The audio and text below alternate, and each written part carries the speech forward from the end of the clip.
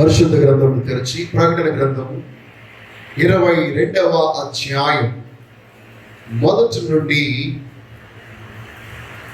కొన్ని వచనములు 5వ వచనం వరకు మనం చదువుకుందాం. నేను చదువుతున్నాను. మరియు స్ఫటికము వలె మెరియునట్టి జీవజలముల నది దేవుని యొక్కయు గొర్రెపిల్ల యొక్కయు సింహాసనమునొద్ద నుండి ఆ పట్టణపు రాజవీధి మధ్యను ప్రవహించుట ఆ దూత నాకు చూపెను.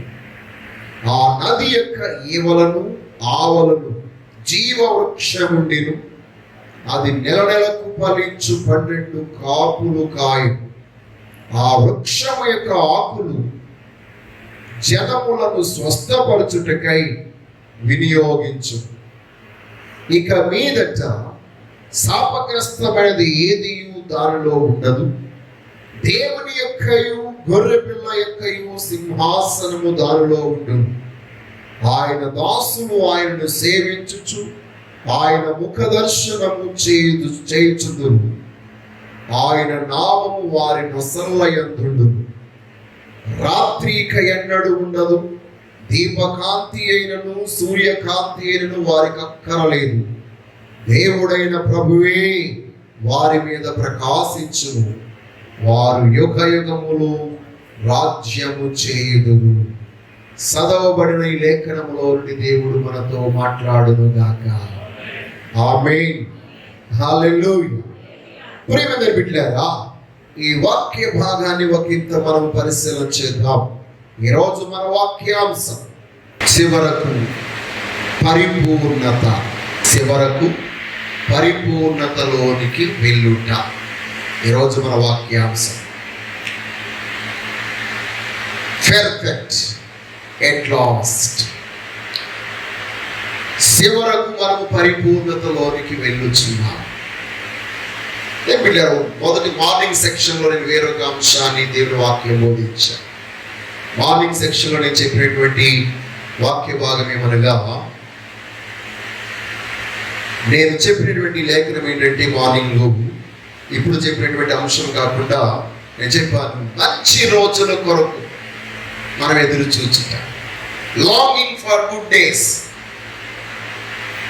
ఇప్పుడు దుర్దినాల్లో ఉన్నాం, చెడు దినాల్లో ఉన్నాం, భయంకరమైన దినాల్లో ఉన్నాం. బైబిల్ చెప్తుంది ఇది అపాయకరమైన దినములు, ఆపద కాలములు, చెడు కాలము అని బైబిల్ చెప్తుంది.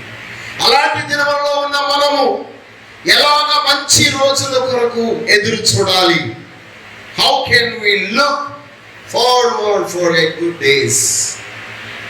దాని గురించినటువంటి వివరణ నేను చెప్పినాను. ఆది సంఘం భయంకరమైన దుర్దినంలోనే పుట్టింది. అలాంటి సమయంలో వారికి ఎలాగ మంచి రోజులు వచ్చాయి. దేవుని యొక్క సముఖంలో ఒక చోట వారందరూ కూడి ఏక మనసుతో వారందరూ సర్వ సృష్టికర్త అయిన దేవుణ్ణి వారు ప్రార్థించి ఈ లోక శక్తులను ఎదిరించుట కొరకై పరలోకపు శక్తిని వారు పొంది ప్రతి పరిస్థితులను వారు ఎదుర్కొన్నారు. కనుక దుర్దినాలు కూడా వారికి మంచి దినములుగా మార్చబడ్డాయి. నిశ్చయముగా దేవుడు మనకు కూడా అలాగ మంచి రోజు అనుగ్రహింపజేస్తాడు అని ఉదయకాలం చెప్పి ఉన్నాం. దేవునికి స్తోత్రం. హల్లెలూయా. ఎవరు ఉదయకాలం రాలేదు కాబట్టి అదే వాక్యాన్ని నేను మళ్ళీ ఇప్పుడు చెప్పేయచ్చు. కానీ దేవుని ఆత్మ నాకు మరొక అంశాన్ని ఈరోజు అనుగ్రహింపజేశాడు. అదేమనగా, ఈ యొక్క దినాన చివరకు లేక తుదకు పరిపూర్ణతలోనికి మనం వెళ్ళుంటాం. We have to go forward for perfections. పరిపూర్ణతలోనికి మనం వెళ్ళాలి. పరిపూర్ణతలోనికి వెళ్ళాలంటే మీరు గమనించాలి. ఎప్పుడు మనం పరిపూర్ణతలోనికి వెళ్ళగలము? ఈ ప్రకటన గ్రంథంలోని 4వ అధ్యాయం 11వ వచనంలో మనం చూసినప్పుడు దేవుని యొక్క వాక్యం అక్కడ తెలియజేస్తున్నటువంటి మాట, ఆ 24 పెద్దలు సింహాసనమునందు ఆసీనుడై ఉండు వారి ఎదుట సాగిలపడి యుగ యుగములు జీవించుచున్న వానికి నమస్కారం చేయొచ్చు. ప్రభువా మా దేవా, నీవు సమస్తమును సృష్టించితివి, నీ చిత్తమును బట్టి అవి ఉండెను, దానిని బట్టియే సృష్టింపబడెను. గనుక నీవే మహిమ, ఘనత, ప్రభావములు పొందనర్హుడవని చెప్పుచు తమ కిరీటములను ఆ సింహాసనము ఎదుట వేసిరి. దేవునికి స్తోత్రం. హల్లెలూయా. ప్రియమైన బిడ్డలారా, మన యొక్క జీవితంలో సర్వ సృష్టికర్త అయినటువంటి దేవుని యొక్క సృష్టి అయి ఉన్నామనేటువంటి సత్యాన్ని మనం గమనించాలి.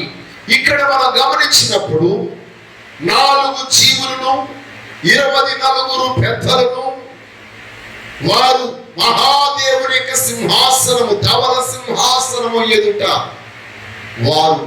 వారి యొక్క సింహాసనం మీద కూర్చుండి ఉండగా వారు లేచి సాష్టాంగపడి నమస్కారము చేసి ఆ మహాదేవునితో వారు చెప్పుచున్న మాట, ఈ సమస్త సృష్టియు నీ మూలముగానే సృష్టించబడింది, అందుకొరకే సృష్టించబడింది. ఎందుకొరకంటే నీకు మహిమను తీసుకురావడము కొరకే. దేవునికి స్తోత్రం. బిడ్డలారా, మానవుడు పరిపూర్ణుడు కాడు. దేవుడు మానవుని పరిపూర్ణముగానే సృష్టించాడు. పరిపూర్ణుడు అంటే ఏంటి? పాపము లేనివాడు, రోగము లేనివాడు, వ్యాధి లేనివాడు, శాపము లేనివాడు, దుఃఖము లేనివాడు, కన్నీరు లేనివాడు, అవమానము లేనివాడు, నిందలు లేనివాడు పరిపూర్ణుడు. కానీ ఇప్పుడు మానవుడు ఇవన్నీ కలిగిన వాడిగా ఉన్నాడు. దుఃఖం, కన్నీళ్లు, రోగం, తెగులు, భయం, శత్రు పోరాటం, సమస్యలు, కీడు, ఇవన్నీ ఇప్పుడు మనం అనుభవిస్తూ ఉన్నాం. ఏ మూల నుంచి ఏ ఆయుధం వస్తుందో తెలియదు. ఇప్పుడు ఒక ప్రక్క యుద్ధం, మరొక ప్రక్క కరువు, మరొక ప్రక్క తెగులు, 3 భయంకరమైన మానవుడిని భయపెడుతూ ఉన్నాయి, వేదనకు గురి చేస్తూ ఉన్నాయి. అంటే మానవుడు ఇప్పుడు పరిపూర్ణుడు కాడు. పరిపూర్ణ సార్వభౌమాధికారాన్ని చూపించాలని ప్రతి రాజ్యము వారి యొక్క సాయశక్తులు బట్టి ప్రయత్నం చేస్తూ ఉన్నారు. కానీ ఎవరికి పరిపూర్ణమైన ఆధిపత్యము ఇవ్వబడదు. శాశ్వత రాజ్యము సర్వాధికారైన ప్రభువైన యేసు క్రీస్తుదే. దేవునికి స్తోత్రము కలుగుగా. అందరికంటే ఉన్నతమైన సింహాసనము, ధవల సింహాసనము రాసిన వాడు ఆయన. ఈ లోకములో సమస్త సింహాసనములు, సమస్త కిరీటములు ఆయన ఎదుటే పెట్టబడవలసినది. ఆయన ఎదుటే సాష్టాంగపడవలసిన వారిగా ఉన్నారు. ఎంతటి పెద్దలైనా, ఎంతటి ఉన్నతమైన స్థితిలో ఉన్నవారైనా వారందరూ కూడా జీవముల దేవుని ఎదుటే వారు సాష్టాంగపడాలి. కారణమనగా ఆ యొక్క సన్నిధిలో ఆయన ఎందుకు చేరడమే మానవునికి పరిపూర్ణత. దేవునికి స్తోత్రము కలుగుగా. కాబట్టి ఈరోజు మన యొక్క జీవితంలో పరిపూర్ణం అవ్వాలంటే ఎలా? అపరిపూర్ణులుగా ఉన్న మనలను, పరిపూర్ణత లేని మన యొక్క జీవితాలను, సంపూర్ణత లేని మన జీవితాలను ప్రభువైన యేసు క్రీస్తు వారు వెదకి రక్షించి తన రక్తము చేత మనను కడిగి, తన వాక్యము చేత ఉదక స్నానము చేయించి, మచ్చ, డాము, కలంకం మరటిది ఏది లేకుండానట్లు నిర్దోషమైనదిగా, నిష్కలంకమైనదిగా, పరిశుద్ధమైనదిగా, మహిమ కలిగినదిగా ఉండునట్లు ఆయన ఎదురు నిలబెట్టుకున్నట కొరకై మనల్ని ఆయన సిద్ధపరచుట కొరకు తను తాను మన కొరకు అప్పగించుకున్నాడు ఆయన. దేవునికి స్తోత్రము కలుగుగా. అంటే మానవుని యొక్క పరిపూర్ణత ఎక్కడుందంటే మన కొరకు ఏ వ్యక్తి అయితే తన జీవితంలో తన కొరకు, తన పాపముల కొరకు, తన అపరాధముల కొరకు, తన శాపము కొరకు విమోచించుట కొరకు, తనకు విడుదల కలుగుట కొరకై పరిపూర్ణుడైనటువంటి ఆ పరిపూర్ణానంద స్వామి అని పేరు పెట్టుకున్నంత మాత్రం పరిపూర్ణులు కాలేదు. కానీ పరిపూర్ణానంద స్వామి ఎవరైనా ఉన్నారు అని అంటే ఆయన ప్రభువైన యేసు క్రీస్తు మాత్రమే. దేవునికి స్తోత్రం. పేరు పెట్టుకున్నంత మాత్రం ఎవరు పరిపూర్ణులు కాలేరు. కానీ పరిపూర్ణుడైనటువంటి దేవుడే ఒక వ్యక్తిని, ఒక మానవుణ్ణి, ఒక సమాజమును, ఈ లోకమంతటి పరిపూర్ణుడిగా చేయగలడు. అందుకొరకే ఈ లోకానికి వచ్చి మన కొరకు తన ప్రాణమును కలువరి సిలువలో పెట్టి తన రక్తమంతటి ధారపోసి ప్రతి మానవుని తన రక్త ప్రోక్షణము ద్వారా ఆయన విమోచించి విడుదల చేస్తూ ఉన్నాడు. దేవునికి స్తోత్రము కలుగునుగా. హల్లెలూయా. ప్రియబిడ్డలారా, అందుకొరకే తన యొక్క రక్తము చేత కడగబడి, తన వాక్యము చేత ఉదక స్నానము చేయబడి, తన ఆత్మ చేత ముద్రించబడి పరిపూర్ణతలోనికి నడిపించబడుతున్న ప్రతి ఒక్కరము, మనం ఇంకెవ్వరము పరిపూర్ణము కాలేదు. కానీ పరిపూర్ణత కలిగిన వారముగా ఉండవలసిన వారమై ఉన్నాం. దేవునికి స్తోత్రం. అందువరకే ఫిలిప్పీయులకు రాసిన పత్రిక అపోస్తలుడైన పౌలు చెప్తున్నాడు, నేను ఇంకా అన్నీ ఎరిగిన వాడని పరిపూర్ణుడైపోయానని అనుకోవడం లేదు, నేను ఇంకా నా పరుగు నేను కొనసాగిస్తూ ఉన్నాను. కాబట్టి బిడ్డలారా, అలాగ పరిపూర్ణులుగా తీర్చబడినటువంటి వారు. చూడండి, ఒక మాట ఒకసారి గమనించండి. ఫిలిప్పీయులకు రాసిన పత్రిక 3వ అధ్యాయం 12వ వచనం. ఇది వరకే నేను గెలిచి తిని అని అయినను, ఇది వరకే సంపూర్ణ సిద్ధి పొంది తిని అని అయినను నేను అనుకునుట లేదు, గాని నేను దేని నిమిత్తము క్రీస్తు యేసు చేత పట్టబడితినో దానిని పట్టుకొనవలనని పరిగెత్తుచున్నాను. సహోదరులారా, నేను ఇది వరకే పట్టుకొని ఉన్నానని తలంచుకొనను. అయితే ఒకటి చేయుచున్నాను, వెనుక ఉన్నవి మారచి ముందున్న వాటి కొరకై వేగిరి పడుచుచు క్రీస్తు యేసునందు దేవుని ఉన్నతమైన పిలుపునకు కలుగు బహుమానమును పొందవలనని గురి అంతకి పరుగెత్తుచున్నాను. కాబట్టి మనలో సంపూర్ణులమైన వారమందరం ఈ తాత్పర్యమే కలిగి ఉందుము. అప్పుడు దేనిని గూర్చి అయినను మీకు వేరు తాత్పర్యము కలిగి ఉన్నాడలా అది దేవుడు మీకు బయలుపరచును. ఆయనను ఇప్పటి వరకు మనకు లభించిన దాన్ని బట్టి క్రమముగా నడుచుకుందాము. దేవునికి స్తోత్రం. బిడ్డలారా, ఈ లోకంలో జీవించుచున్న మనమందరము కూడా ఇప్పటికి ఇంకా సంపూర్ణమైన సిద్ధి పొందిన వారము కాదు. సిద్ధి అందువరకు చాలా మంది సిద్ధులైపోతున్నారు. సిద్ధి అంటే ఏంటి? బుద్ధుడు సిద్ధుడయ్యాడు అంటే ఒక చోట కూర్చుండి పరిపూర్ణత్వంలోనికి వెళ్ళడం కొరకు మార్గాన్ని ఎంచుకునేది. ఈరోజు మీతో చెప్తున్నాను, మనందరము పరిపూర్ణమైన సంపూర్ణమైన సిద్ధి పొందాలి అంటే ప్రభువైన యేసు క్రీస్తు వారి యొద్దకు వస్తే తప్ప మనము భౌతికంగా చేసే సాధనాల వలన, జపాల వలన, లేకపోతే వ్యాయామం వలన, లేకపోతే ఇంకా విభిన్న రకాలైనటువంటి సాధనాల వలన మనము పరిపూర్ణ సిద్ధి పొందలేము. కానీ పరిపూర్ణమైన పరిపక్వత సర్వాధికారైన ప్రభువైన యేసు క్రీస్తు ద్వారా అనుగ్రహించబడుతుంది. ఎవరైతే అలాగ పరిపూర్ణత పొందిన వారిగా ఉన్నారో అలాంటి వారి కొరకు సర్వశక్తి అయినటువంటి దేవాది దేవుడు పరిపూర్ణత కలిగినటువంటి తన రాజ్యమును మన కొరకు ఏర్పాటు చేశాడు. దేవునికి స్తోత్రం. మొట్టమొదటిగా మనం గమనించినట్లయితే ప్రియమిత్రులారా, ఆయన సంపూర్ణమైన సిద్ధపాటుతో కూడిన నియమమును మన కొరకు నియమించాడు. చూడండి, ఇంక మాట గమనించినట్లయితే మనము చూడగలము 22వ అధ్యాయం ప్రకటన గ్రంథము 2వ వచనములో, ఆ పట్టణపు రాజవీధి మధ్యలో ప్రవహించుట ఆ దూత నాకు చూపెను. ఆ నది యొక్క ఈవలను ఆవలను జీవవృక్షము ఉండేది. అది నెలలకు ఫలించు 12 కాపులు కాయును. ఆ వృక్షం యొక్క ఆకులు జనులకు స్వస్థపరచుటకై వినియోగించును అనే మాట ఇక్కడ మనం చూస్తున్నాం. బిడ్డలారా, ఈ వాక్య భాగంలో మనం చూసినప్పుడు దేవుడు ప్రస్తుత కాలమందు ఉన్నటువంటి ఈ భయంకరమైన వాతావరణం అంతా కూడా స్వస్థత పొందగలగాలంటే మనం గమనించండి, దేవుడు ఏర్పాటు చేసినటువంటి జీవజల నది యొద్దకు రావాలి. ఆ జీవజల నది ఎవరు? ప్రభు అయిన యేసు క్రీస్తు. దేవునికి స్తోత్రం. ఇక్కడ జీవ వృక్షము యేసు క్రీస్తు వారికి సూచనగా ఉన్నది. అందుకొరకే నేనే నిజమైన ద్రాక్షవల్లిని అని ప్రభు వారు చెప్పి ఉన్నారు. దేవుడిలేరా, ఆ మహాదేవుడు ఆ ప్రభువైన యేసు క్రీస్తు వారి యొద్దకు ఎవరైతే వస్తారో, ఎందుకంటే నా యందు విశ్వాసం ఉంచిన వాని కడుపులో నుండి జీవజల నదులు ప్రవహించునని యోహాను సువార్త 3వ అధ్యాయం 37వ వచనంలో చెప్పినటువంటి ప్రభువు నేనే జీవజలమై ఉన్నానని ఇర్మియా గ్రంథములో ఆయన సెలవిస్తూ ఉన్నాడు. జీవజల ఊటైన నన్ను జనులు విడిచి పగిలిన తొట్లను వారి వరకు వెతుక్కుంటూ ఉన్నారు. ఇదిగో వారు ఎప్పటికీ ఇంకా పరిపూర్ణులు కాలేరు. పరిపూర్ణులు అవ్వాలేనంటే అంటే మనమందరము జీవ జల నది అయిన ప్రభు అయిన యేసుక్రీస్తు వారి యొద్దకు రావలసిన వారమై ఉన్నాము. అంతేకాదు జీవ వృక్షం యొద్దకు, ఆయన అందువరకే మన కొరకు మనందరం పరిపూర్ణం అవ్వాలని ఆయనే జీవనదిగా జీవ వృక్షముగా ఆయన మన కొరకు నియమించబడ్డాడు, ఏర్పాటు చేయబడ్డాడు. He already gave us a perfect provision. దేవునికి స్తోత్రము కలుగును గాక. ఆయనే మనకు పరిపూర్ణమైన నియమముగా ఉన్నాడు. ఆయన యొద్దకు వచ్చినట్లయితే, ఆయన్ని వెంబడించినట్లయితే, ఆయన్ని అనుసరించినట్లయితే మనం అన్ని నియమాలు పాటించిన వారం అవుతాం. దేవునికి స్తోత్రం కలుగును గాక. అప్పుడు నిశ్చయముగా మన ప్రాణాత్మ శరీరాలకు స్వస్థత కలుగుతుంది.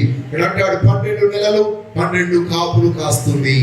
దాని యొక్క ఆకులు జనులకి ఏం కలగజేస్తుందండి? స్వస్థత కలగజేస్తుంది. ఈరోజు ఈ యొక్క జీవము గల దేవుని సంఘములో ఉన్న మనమందరం ఆ మహాదేవుని యొక్క జీవ జలముల చేత తడపబడదముగాక. ఆ గొప్ప దేవుని యొక్క ఆకులు అనగా ఆయన అనుగ్రహింపజేసే ఔషధం మనందరి రోజు తాకనుగాక. ఈ భయంకరమైన కరోనా వైరస్ నుండి, ఈ భయంకరమైన తెగులు నుండి మనల్ని తప్పించునుగాక. యాక్చువల్గా మనం ఇదే భయంకరమైన తెగులు అనుకుంటున్నాం.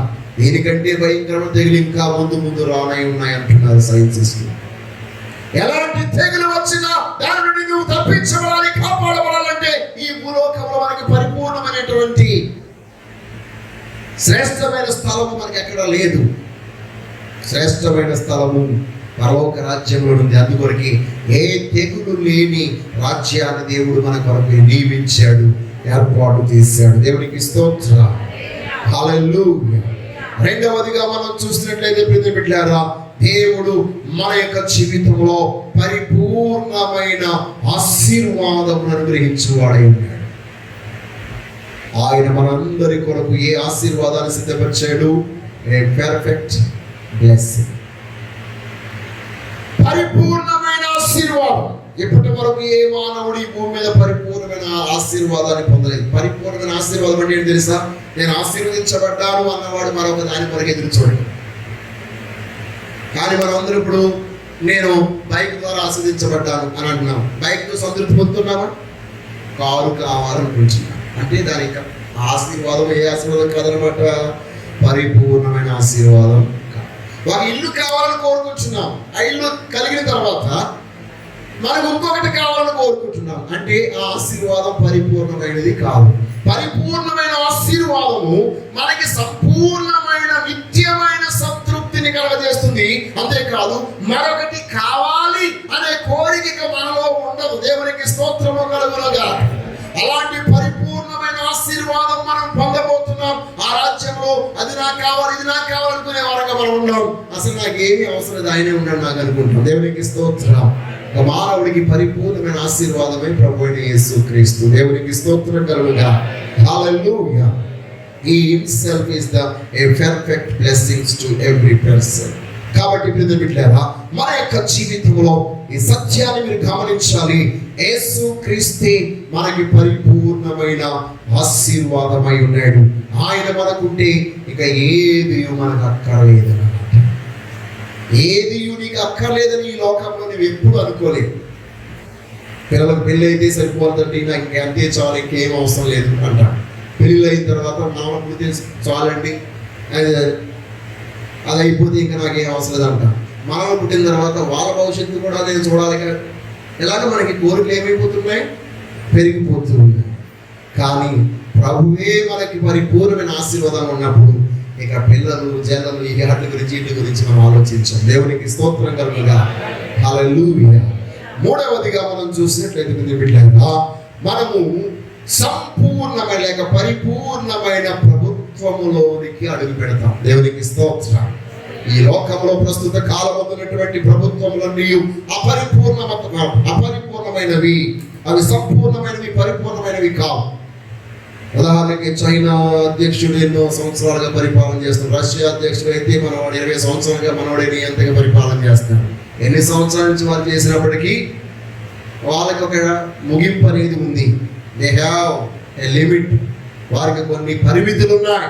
ఆ తర్వాత వారికి ఆ రాజ్యాలు చేయలేరు. వయసు పెరిగిపోతుంది, చచ్చిపోతారు. ఆ తర్వాత మరొకరు వారి స్థానంలోనికి వస్తారు. కానీ మనము ఇలాగ మార్పులు చేయబడిన ప్రభుత్వముల చేతిలోనికి వెళ్ళబడటం లేదు. మనం దేవునికి స్తోత్రం కలుగుగా. మన యొక్క దేశంలో అయితే 5 సంవత్సరాలు ఒకసారి ప్రభుత్వం మారిపోతుంది, కొన్ని పరిస్థితులు అయితే 2 సంవత్సరాలకి మారిపోవచ్చు. కానీ శాశ్వతమైన ప్రభుత్వం, శాశ్వతమైన రాజ్యం, శాశ్వతమైనటువంటి పరిపాలనలోనికి, ఏలుబడిలోనికి మనం అందరం వెళ్ళబోతున్నాం. దేవునికి స్తోత్రము కలుగుగా. అక్కడ వారి పరిపాలన వల్ల వీరి పరిపాలన, ఈ లోకంలో మనం విసిగిపోయాం, కానీ అక్కడ ఆ మహాదేవుని యొక్క పరిపాలనలో మనకి ఏ విసుగు కలుగదు. నిత్యము సుఖవంతమైన వారంగా మనం ఉంటాం. దేవునికి స్తోత్రం కలుగుగాక. హల్లెలూయా. ఆ యొక్క విషయాన్ని మనం 3వ వచనంలో 22వ అధ్యాయంలో మనం చూస్తాం. ఇక మీదట శాపగ్రస్తమైనది ఏది దానిలో ఉండదు. దేవుని యొక్కయు గొర్రె పిల్ల యొక్కయు సింహాసనము దానిలో ఉండును. దేవుని సింహాసనం మాత్రమే అక్కడ ఉంది. There is no other throne in that place. ఈ లోకంలో చాలా సింహాసనాలు ఉన్నాయి, కానీ మనము పరిపూర్ణమైన సింహాసనం ఎదుటికి వెళ్ళబోతున్నాం. ఆ సింహాసనము ప్రభువైన యేసుక్రీస్తు నిత్యము ఉండేటువంటి స్థలమై ఉన్నది. ఆయన నిత్యము పరిపాలన చేయవాడై ఉన్నాడు. ఆ సింహాసనాసీనుడైనటువంటి ఆ మహాదేవుడు ఈ రోజు కూడా నీ జీవితాన్ని ఏలుబడి చేయాలనుకున్నట్లయితే నీవెప్పుడు ఆయన్ని స్తుతించు. ఇశ్రాయేలుల స్తుతుల మీద ఆయన ఏం చేసేవాడట? ఆసీనుడై ఉన్నవాడు.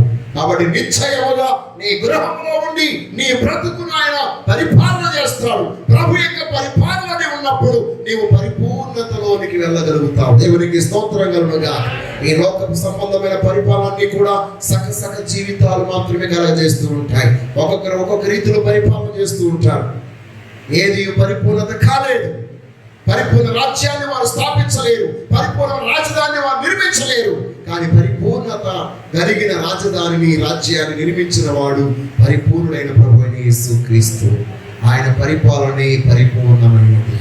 His rule is everlasting. కాబట్టి ఆ నిత్యుడైనటువంటి దేవుని యొక్క పరిపాలనలోనికి మనం వెళ్ళబోతున్నాం. ఈ భూమి మీదే మనం ఆ పరిపాలన ఏలుబడిని అనుభవించగలం. దేవునికి స్తోత్రం. హల్లెలూయా. బిడ్డలారా, ఈ రోజు నేను ఎవరు ఏలుబడి చేస్తున్నారు? కొందరు ధనం ఏలుబడి చేస్తుంది, కొందరిని పాపం ఏలుబడి చేస్తుంది, కొందరిని సాతాను ఏలుబడి చేస్తున్నాడు, కొందరినైతే అధికారులు ఏలుబడి చేస్తున్నారు. ఉదాహరణకి మీకు ఎవరైనా అప్పించారంటే మీరు వాళ్ళ యొక్క ఏలుబడిలో ఉన్నట్టే. అవునట్టు కదండి? అవునా కదా చెప్పండి. ఎవరి దగ్గర మీరు అప్పు తీసుకున్నారు, ఆ అప్పించిన వాడు ఏం చెప్తారు చేయాలి తప్పదు. ఎందుకంటే మీరు కట్టడానికి డబ్బులు లేవు కాబట్టి అలా ఏం చెప్తారు చేయాలి. ఈ మధ్యకాలంలో మీరు వార్తల్లో చూసి ఉండొచ్చు, లేక పేపర్లో చూసి ఉండొచ్చు. చాలా ఘోరమైనటువంటి స్థితిగతులు మనం చూస్తున్నాం. కొంతమంది అయితే అప్పు తీర్చలేక భార్యనే ఇచ్చేసాడట. అలాంటి దౌర్భాగ్యపు లోకంలో మనం జీవిస్తున్నాం. కానీ ప్రభు యొక్క ఏలుబడిలో మనం ఉన్నప్పుడు, ప్రభు యొక్క పరిపాలనలో మనం ఉన్నప్పుడు ఎలాంటి దౌర్భాగ్యపు స్థితులు మనకు రావు. దేవుని యొక్క దీవెనలో, దేవుని యొక్క కృపలో మనం ముందుకు సాగిపోతాం. దేవునికి స్తోత్రం కలుగుగా. దేవుని యొక్క ఏలుబడి క్రిందకు వస్తే నిన్ను పట్టి పీడిస్తున్న దురాత్మ సమూహాలను విడిచి వెళ్ళిపోతాయి. యేసుక్రీస్తు వారు గెరాసరైన ప్రాంతానికి వెళ్ళినప్పుడు ఆ ప్రాంతం ఏలుబడి చేస్తూ అందరినీ భయాక్రాంతులు చేస్తున్నటువంటి ఆ సేనాధేయము ఆయన భారతలోనే ఉన్నాడు. దేవునికి స్తోత్రం కలుగుగాక. ఈ రోజు ఆ ప్రభు మన గృహములకు వచ్చును గాక, మన గ్రామములకు వచ్చును గాక. ఆయన ఏలుబడికి మనం పరిపూర్ణంగా అప్పగించుకుందుము గాక. ఆయన సింహాసనం మన గృహములో ఉండును గాక. 4వదిగా మనం చూసినట్లయితే పర్ఫెక్ట్ సర్వీస్, పరిపూర్ణమైన ఆరాధన, పరిపూర్ణమైన సేవ. ఇప్పుడు మనందరము ఆరాధన చేసినప్పుడు ఏమో నిద్రపోతున్నాం. కొంతమంది చప్పట్లు కొట్టలేం, సరిగ్గా నిలబడలేం, కాలు నొప్పి, నడువు నొప్పి, కాలు నొప్పి, లేకపోతే కడుపు నొప్పి. Imperfect service. సరైన రీతిలో మనము దేవుని సేవించలేకపోతున్నాం. సేవించాలనే కోరిక మనలో ఉంది, కానీ సేవించలేని స్థితిలో మనం ఉన్నాం. కానీ బిడ్డలారా, దేవుడు మనందరినీ పరిపూర్ణత కలిగిన ఆరాధనలోనికి నడిపిస్తున్నాడు. దేవునికి స్తోత్రం. అక్కడ నిత్యము ఆరాధన. పరలోక మహిమను తలచి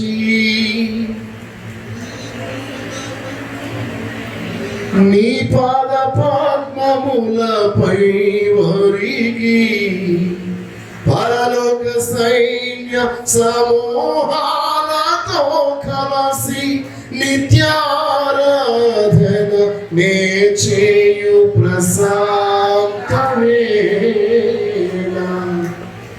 ఏమౌదునో నేనేమౌదునో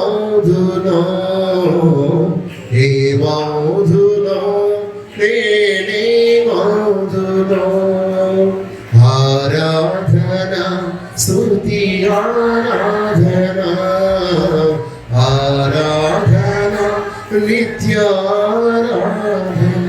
బిడ్డలారా, పరలోక మహిమను ఎల్లప్పుడూ మనం వీక్షిస్తూ ఆ మహాదేవుని నిత్యము మనము ఆరాధన చేస్తూ ఉంటాం. ఇప్పటి వరకు మన ఆరాధనలో చాలా తప్పులు దొరుకుతూ వచ్చాయి.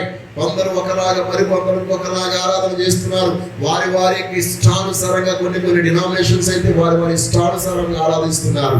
కానీ పరలోకంలో అన్ని డినామినేషన్ ఒకే డినామినేషన్. ఏ డినామినేషన్ అది?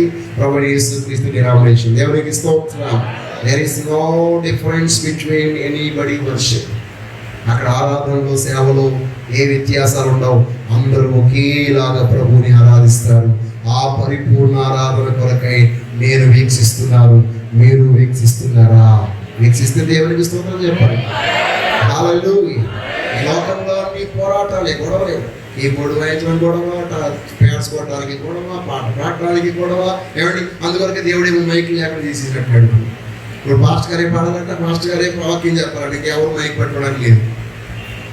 మాకు ఆల్రెడీ ఇన్స్ట్రక్షన్స్, ఎవరు మైక్ వాళ్ళే వాడాలి. ఒకవేళ ఎవరైనా పాట పాడాలని ఆసక్తి ఉంటే ఒక కొత్త మైక్ కొనుక్కుని వచ్చి వాళ్ళ పర్సులోనే వాళ్ళ జోబులు పెట్టుకుని వాళ్ళు పాడుకుని పట్టి వెళ్ళిపోవచ్చు. మనం దేవునికి స్తోత్రం. ఒకప్పుడు ఎంతో చక్కగా ఇక్కడ ఎవరు వస్తూ నిలబడి ఆరాధన చేసేవాళ్ళు. ఇప్పుడు అలాంటి పరిస్థితి మనకి ఇప్పుడు చేయడానికి అవకాశం కుదరట్లే. కారణం ఏంటి అని అంటే, ఈ లోకంలో పరిపూర్ణ ఆరాధన లేదు. దేవునికి స్తోత్రం. ఇవన్నీ కూడా పరిపూర్ణ ఆరాధనకు నమూనాలై ఉన్నాయి. దాన్ని మనము అనుసరించి ముందుకు మనం సాగవలసిన వారు ఉన్నాం. ముందుకెళ్తా. ఐదవదిగా మనం చూసినట్లయితే పెర్ఫెక్ట్ విజన్, పరిపూర్ణమైన దర్శనం. ఏ దర్శనం అండి? కొంతమంది ఆల్రెడీ దర్శనాలు చూస్తున్నారు. తప్పు కూడా. దేవునికి స్తోత్రం. కాబట్టి ప్రత్యక్షత, దర్శనం, పరిపూర్ణమైన దర్శనం. ఇప్పటి వరకు అందరూ దర్శనాలు చూస్తున్నారు కానీ అది పరిపూర్ణమైనది కాదు. పరిపూర్ణమైన దర్శనం అంటే ఏంటి? అసలు దర్శనం అంటే ఏంటి? ఒక వ్యక్తి చాలా రోజుల తర్వాత కనపడేటువంటి బాబు ఈ మధ్యకాలంలో మీ దర్శనాలు ఏమి లేవంటే అంటాం. అవునండి కదా? అంటే కనబడడం, ప్రత్యక్షంగా కనబడేదాన్ని దర్శనము అంటే. నిద్రపోతూ చూస్తున్న దాన్ని కళ అంటారు. కళ్ళు తెరుచుండగానే చూసేదాన్ని దర్శనము అంటారు. మనం దర్శనాలు చూస్తున్నాం, ఒక ఛాయగా, నీడగా కనబడుతున్నాయి. కానీ ప్రత్యేకమైన ఒక దర్శనం చూడబోతున్నట్టు ప్రభువుని నేరుగా చూడబోతున్నాం. దేవునికి స్తోత్రం. ఇక మాట 4వ వచనంలో మనం చూస్తాం. ఆయన దాసులు ఆయనను సేవించుచు ఆయన ముఖ దర్శనము చేయుచుందురు, ఆయన నామము వారి నొసళ్ళయందును. దేవునికి స్తోత్రం. మనం నిత్యము ఆయన ముఖ దర్శనము చేసే ఆ గడియ రాబోతుంది.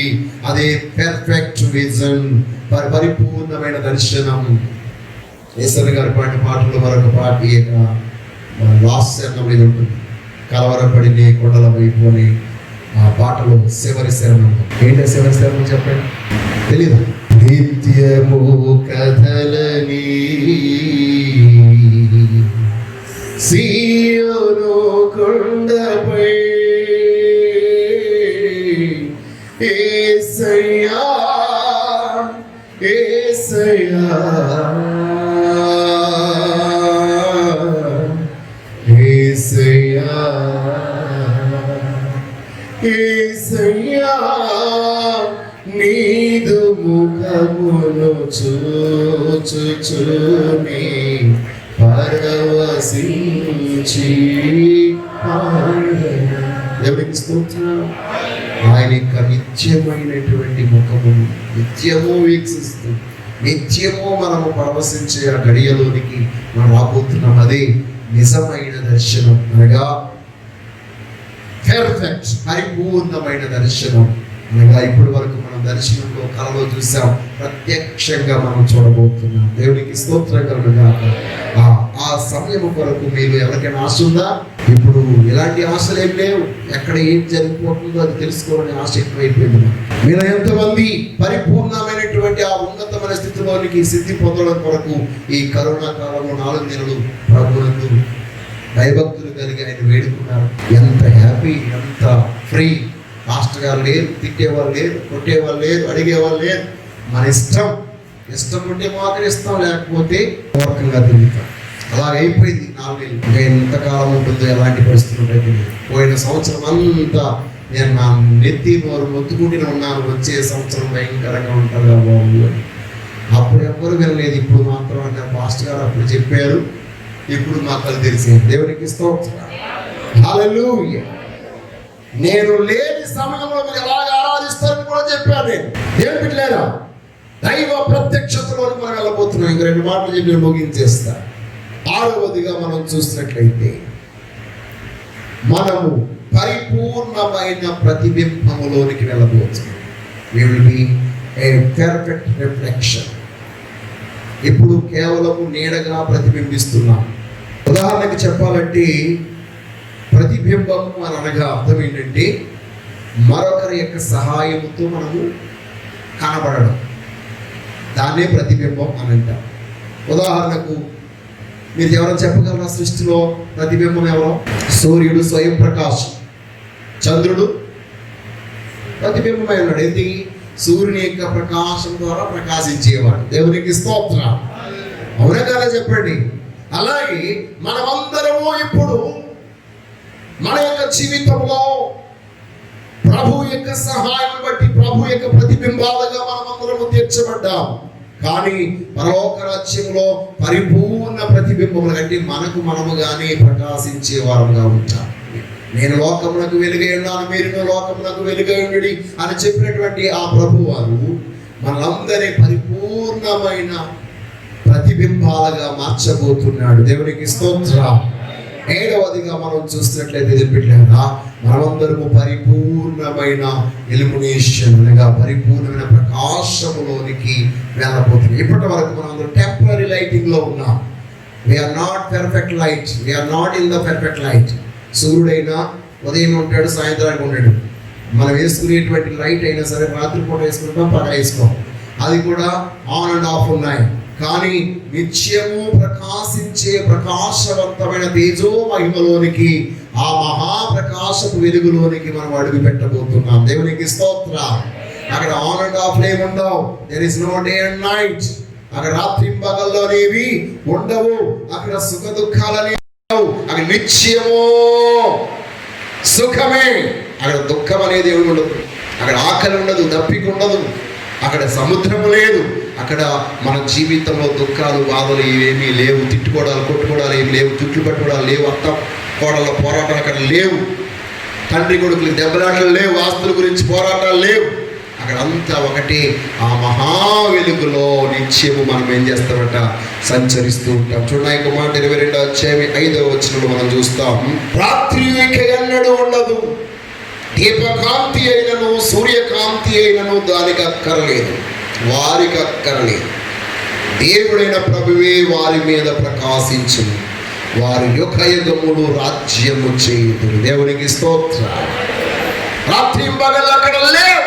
సూర్యుని ప్రకాశం లేదు, చంద్రుని ప్రకాశం లేదు, దీపకాంతి లేదు. అంటే ఎలక్ట్రిసిటీ బోర్డు అక్కడ లేదా. There is no electricity department. విద్యుత్ డిపార్ట్మెంట్ లేదు. కరోనా కాలంలో విద్యుత్ బిల్లు ఎక్కువైపోయింది. దేవునికి స్తోత్రం.